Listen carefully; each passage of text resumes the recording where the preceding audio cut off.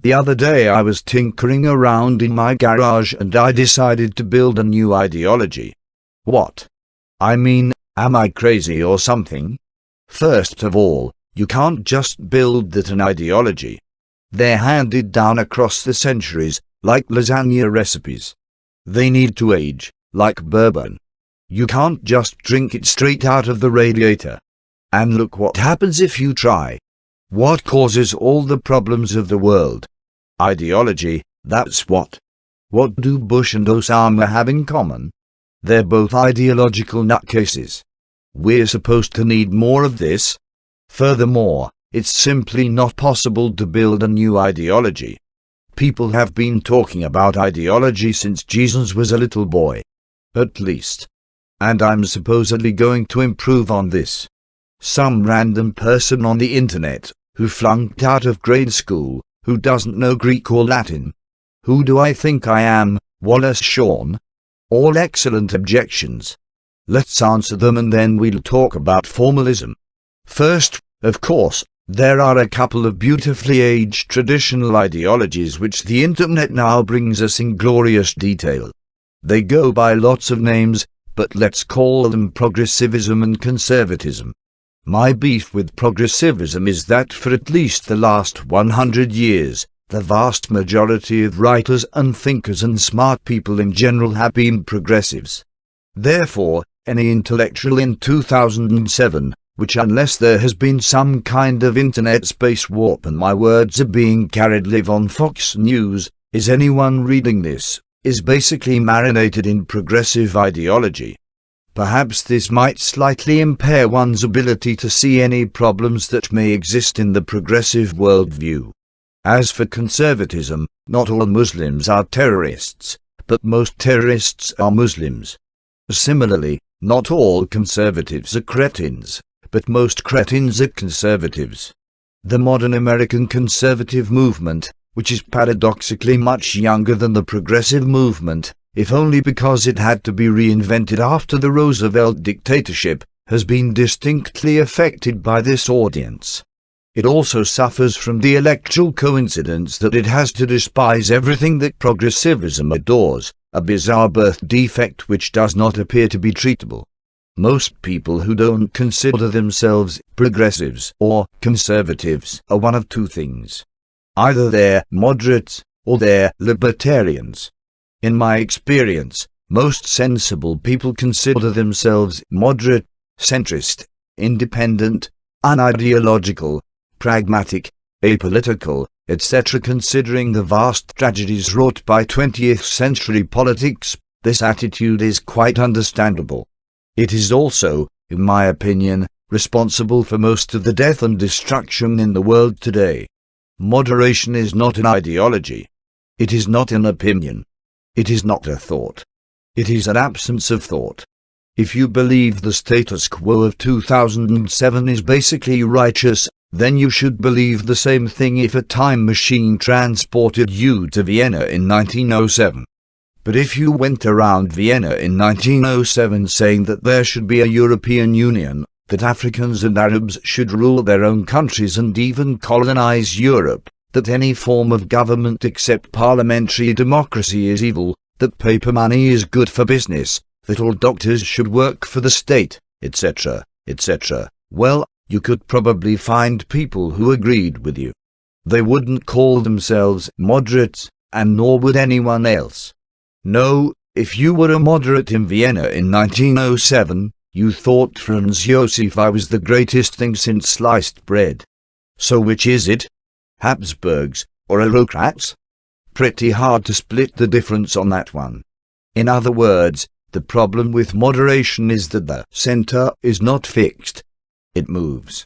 And since it moves, and people being people, people will try to move it.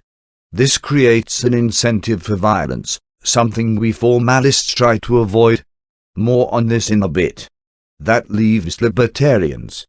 Now, I love libertarians to death. My CPU practically has a permanent open socket to the Mises Institute. In my opinion, anyone who has intentionally chosen to remain ignorant of libertarian and, in particular, Misesian Rothbardian thought, in an era when a couple of mouse clicks will feed you enough high-test libertarianism to drown a moose, is not an intellectually serious person. Furthermore, I am a computer programmer who has read far too much science fiction, two major risk factors for libertarianism. So I could just say, read Rothbard, and call it a day. On the other hand, it is hard to avoid noticing two basic facts about the universe. One is that libertarianism is an extremely obvious idea. The other is that it has never been successfully implemented. This does not prove anything. But what it suggests is that libertarianism is, as its detractors are always quick to claim, an essentially impractical ideology. I would love to live in a libertarian society. The question is there a path from here to there? And if we get there, will we stay there? If your answer to both questions is obviously yes, perhaps your definition of obvious is not the same as mine. So this is why I decided to build my own ideology, formalism. Of course, there is nothing new in formalism. Progressives, conservatives, moderates, and libertarians would all recognize large chunks of their own undigested realities. Even the word formalism is borrowed from legal formalism, which is basically the same idea in more modest attire. I am not visionary. I am just some dude who buys a lot of obscure used books, and is not afraid to grind them down, add flavor, and brand the result as a kind of political ceremony. Most everything I have to say is available, with better writing, more detail and much more erudition, in Juvenal, Untitled, Leone, Burnham, Nick, etc., etc. If you've never heard of any of these people, neither had I until I started the procedure. If that scares you, it should. Replacing your own ideology is a lot like do-it-yourself brain surgery. It requires patience, tolerance, a high pain threshold, and very steady hands. Whoever you are, you already have an ideology in there, and if it wanted to come out it would have done so on its own. There is no point in starting this messy experiment only to install some other ideology that's the way it is just because someone said so.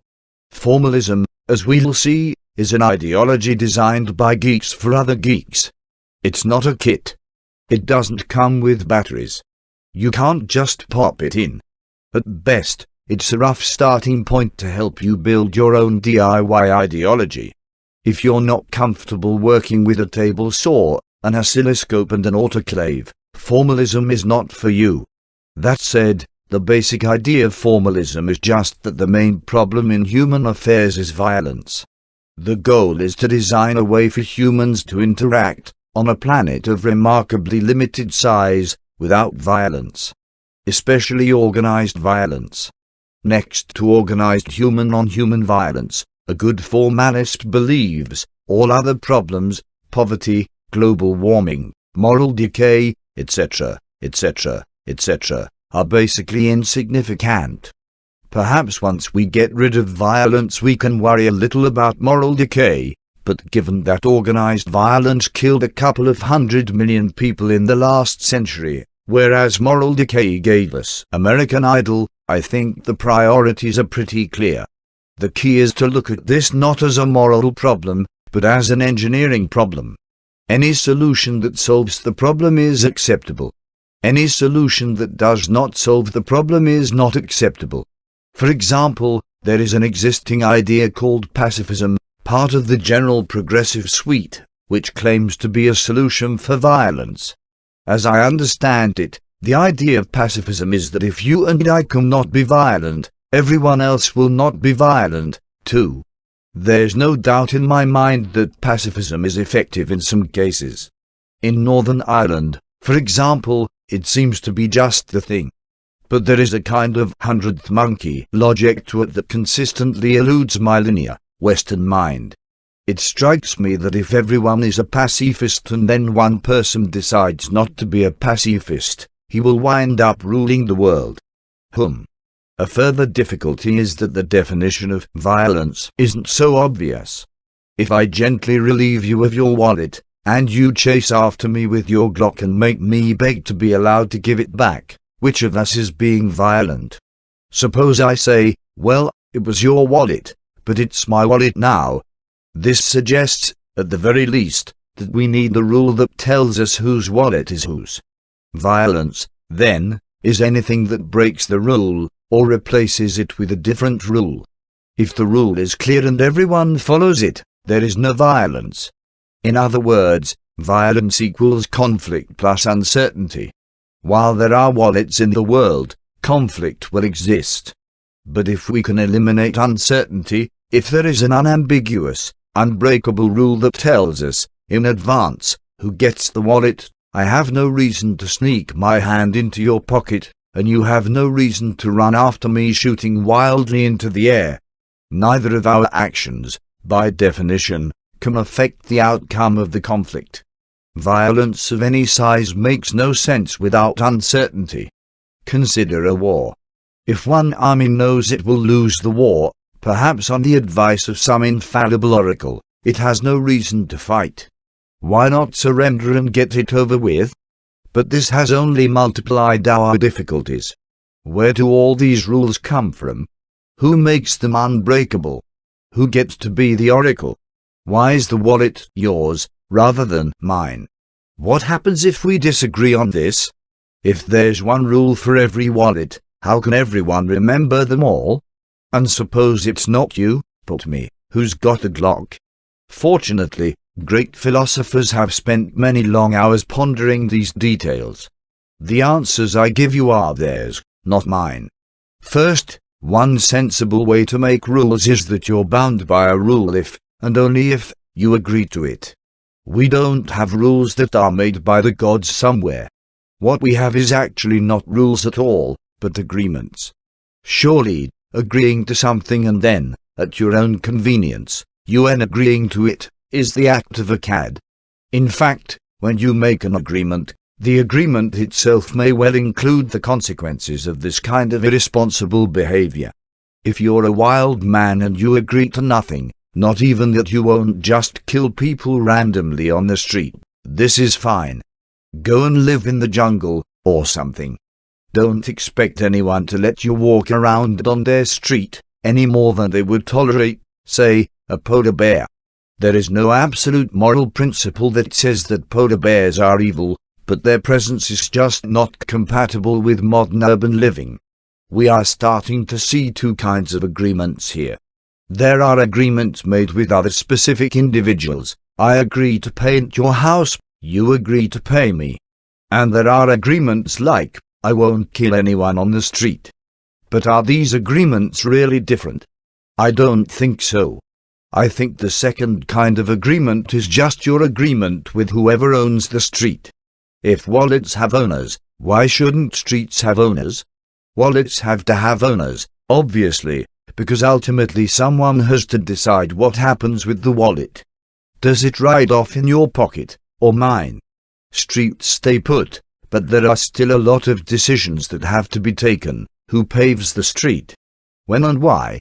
Are people allowed to kill people on the street, or is it one of those special no-killing streets? What about street vendors? And so on. Obviously, if I own 44th Street and you own 45th and 43rd, the possibility of a complex relationship between us becomes non-trivial. And complexity is next to ambiguity, which is next to uncertainty, and the Glocks come out again. So, realistically, we are probably talking more about owning not streets, but larger, more clearly defined units, blocks, maybe, or even cities. Owning a city. Now that would be pretty cool. But it gets us back to an issue that we've completely skipped, which is who owns what? How do we decide? Do I deserve to own a city? Am I so meritorious? I think I am. Maybe you could keep your wallet, and I could get, say, Baltimore. There is this idea called social justice that a lot of people believe in. The notion is, in fact, fairly universal as of this writing. What it tells us is that Earth is small and has a limited set of resources, such as cities, which we all want as much of as possible. But we can't all have a city, or even a street, so we should share equally. because all of us people are equal and no one is more equal than anyone else. Social justice sounds very nice. But there are 3 problems with it. One is that many of these nice things are not directly comparable. If I get an apple and you get an orange, are we equal? One could debate the subject, with Glocks, perhaps. 2 is that even if everyone starts with equal everything, people being different, having different needs and skills and so on, and the concept of ownership implying that if you own something you can give it to someone else, all is not likely to stay equal. In fact, it's basically impossible to combine a system in which agreements stay agreed with one in which equality stays equal. This tells us that if we try to enforce permanent equality, we can probably expect permanent violence. I am not a big fan of empirical evidence, but I think this prediction corresponds pretty well to reality. But 3, which is the real killer, so to speak, is that we are not, in fact, designing an abstract utopia here. We are trying to fix the real world, which, in case you hadn't noticed, is extremely screwed up. In many cases, there is no clear agreement on who owns what. Palestine, anyone. But most of the good things in the world do seem to have a rather definite chain of control. If we have to start by equalizing the distribution of goods, or in fact by changing this distribution at all, we are putting ourselves quite unnecessarily behind the 8 ball. We are saying, we come in peace, we believe all should be free and equal, let us embrace. Put your arms around me. Feel the lump in my back pocket? Jupe, that's what you think it is. And it's loaded. Now hand over your city/wallet/apple/orange, because I know someone who needs it more than you. The goal of formalism is to avoid this unpleasant little detour. Formalism says, let's figure out exactly who has what, now, and give them a little fancy certificate. Let's not get into who should have what. Because, like it or not, this is simply a recipe for more violence. It is very hard to come up with a rule that explains why the Palestinians should get Haifa back, and doesn't explain why the Welsh should get London back. So far this probably sounds a lot like libertarianism. But there's a big difference. Libertarians may think the Welsh should get London back. Or not. I am still not sure I can interpret Rothbard on this one, which is, as we've seen, in itself a problem. But if there is one thing all libertarians do believe, it's that the Americans should get America back. In other words, libertarians, at least, real libertarians, believe that the United States is basically an illegitimate and usurping authority, that taxation is theft, that they are essentially being treated as fur-bearing animals by this weird, officious armed mafia, which has somehow convinced everyone else in the country to worship it like it was the Church of God or something, not just a bunch of guys with fancy badges and big guns. A good formalist will have none of this.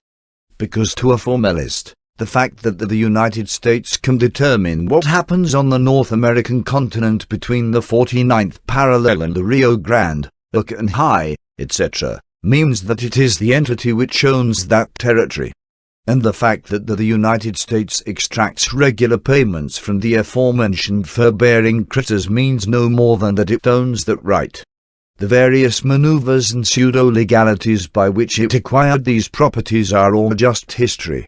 What matters is that it has them now and it doesn't want to give them over, any more than you want to give me your wallet.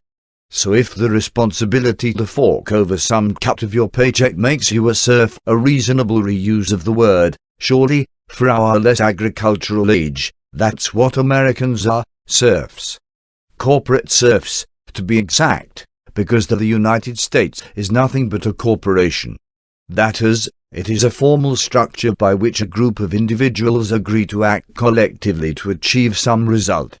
So what? So I'm a corporate serf. Is this so horrible? I seem to be pretty used to it. 2 days out of the week I work for Lord Snooty Snoot. Or Faceless Global Products. Or whoever. Does it matter who the check is written to? The modern distinction between private corporations and governments is actually a rather recent development. That the United States is certainly different from, say, Microsoft, in that the United States handles its own security. On the other hand, just as Microsoft depends on the United States for most of its security, the United States depends on Microsoft for most of its software. It's not clear why this should make one of these corporations special and the other not special. Of course, the purpose of Microsoft is not to write software, but to make money for its shareholders. The American Cancer Society is a corporation, too, and it has a purpose as well, to cure cancer. I have lost a lot of work on account of Microsoft's so-called software, and its stock, frankly, is going nowhere. And cancer still seems to be around.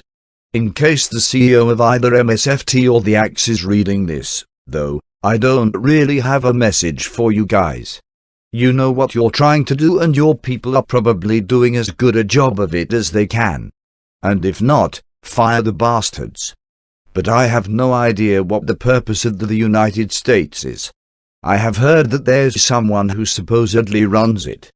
But he doesn't appear to even be able to fire his own employees, which is probably good, because I hear he's not exactly Jack Welch, if you know what I mean. In fact, if anyone can identify one significant event that has occurred in North America because Bush and not Kerry was elected in 2004, I'd be delighted to hear of it. Because my impression is that basically the president has about as much effect on the actions of the United States as the heavenly sovereign emperor, the divine Mikado, has on the actions of Japan. Which is pretty much none. Obviously, the United States exists. Obviously, it does stuff. But the way in which it decides what stuff it's going to do is so opaque that, as far as anyone outside the Beltway is concerned, it might as well be consulting ox entrails. So this is the Formalist Manifesto, that the United States is just a corporation. It is not a mystic trust consigned to us by the generations.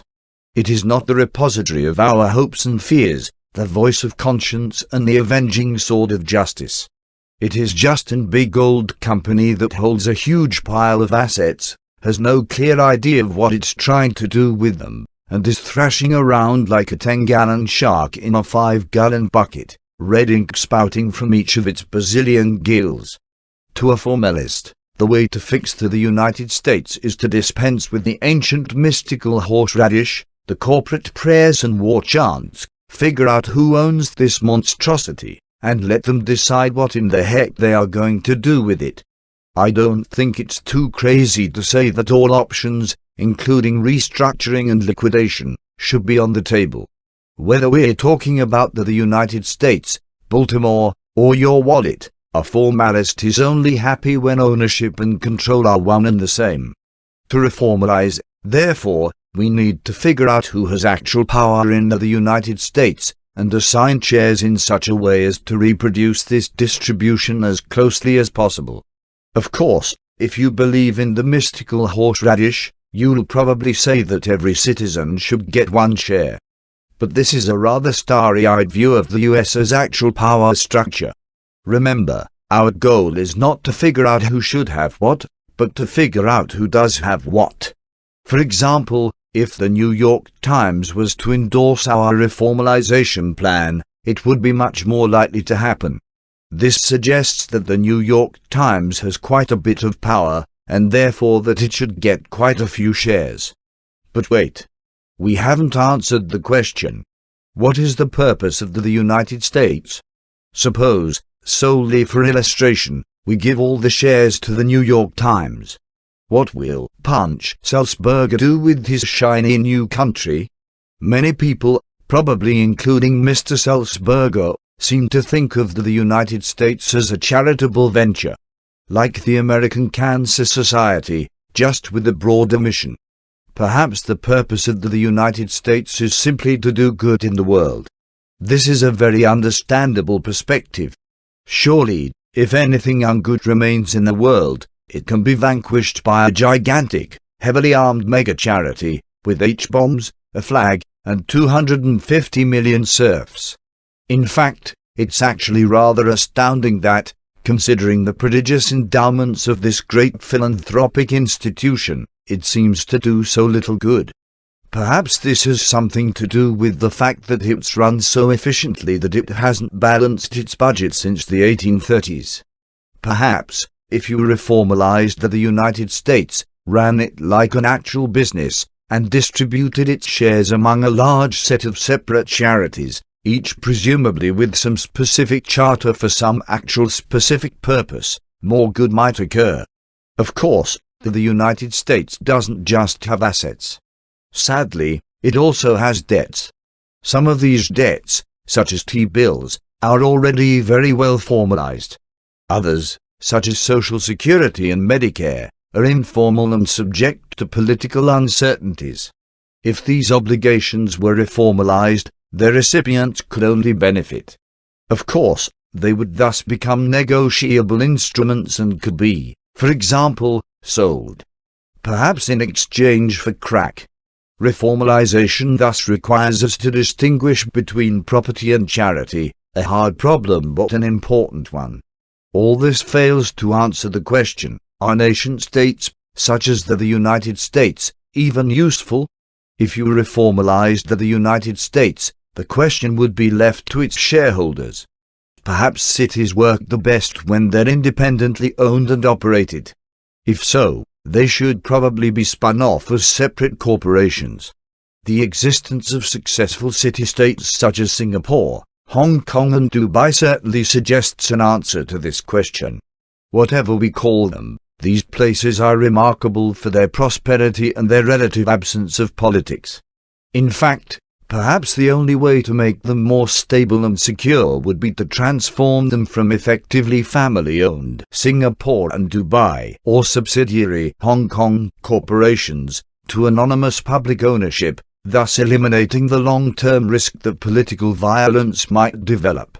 Certainly, the absence of democracy in these city-states has not made them comparable in any way to Nazi Germany or the Soviet Union.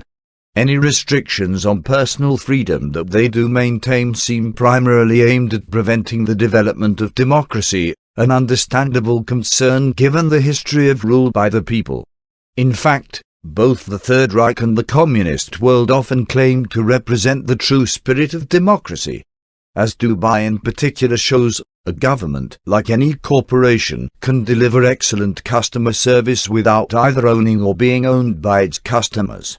Most of Dubai's residents are not even citizens. If Sheikh Al Maktoum has a cunning plan to seize them all, chain them and make them work in the salt mines, he's doing it in a very devious way. Dubai, as a place, has almost nothing to recommend it. The weather is horrible, the sights are non-existent, and the neighborhood is atrocious. It's tiny, in the middle of nowhere, and surrounded by Allah-crazed maniacs with a suspicious affinity for high-speed centrifuges. Nonetheless, it has a quarter of the world's cranes and is growing like a weed. If we let the Maktoums run, say, Baltimore, what would happen? One conclusion of formalism is that democracy is, as most writers before the 19th century agreed, an ineffective and destructive system of government. The concept of democracy without politics makes no sense at all, and as we've seen, politics and war are a continuum. Democratic politics is best understood as a sort of symbolic violence, like deciding who wins the battle by how many troops they brought. Formalists attribute the success of Europe, Japan and the United States after World War II not to democracy, but its absence. While retaining the symbolic structures of democracy, much as the Roman Principate retained the Senate, the post-war Western system has assigned almost all actual decision-making power to its civil servants and judges, who are apolitical and non-partisan, that is, non-democratic. Because in the absence of effective external control, these civil services more or less manage themselves. Like any unmanaged enterprise, they often seem to exist and expand for the sake of existing and expanding. But they avoid the spoils system which invariably develops when the tribunes of the people have actual power. And they do a reasonable, if hardly stellar, job of maintaining some semblance of law. In other words, democracy appears to work because it is not in fact democracy, but a mediocre implementation of formalism.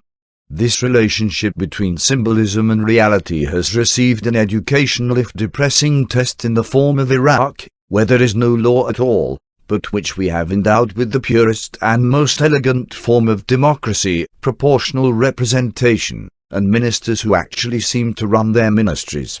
While history does no controlled experiments, surely the comparison of Iraq to Dubai makes a fine case for formalism over democracy.